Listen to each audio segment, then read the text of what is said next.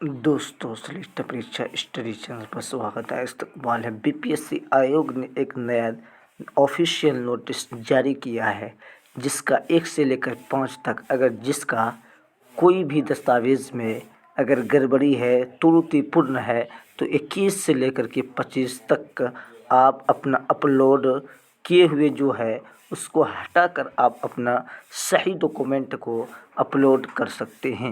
यानी बीपीएससी का वेबसाइट ये है, वहाँ पर जाकर के लॉगिन और पासवर्ड करके आप अपना डैशबोर्ड पर जाएंगे और वहाँ पर जाने के बाद आपका सही जो है प्रमाण पत्र आप वहाँ पर अपलोड करेंगे। और कितने केबी का होना चाहिए? 100 केबी तक होना चाहिए।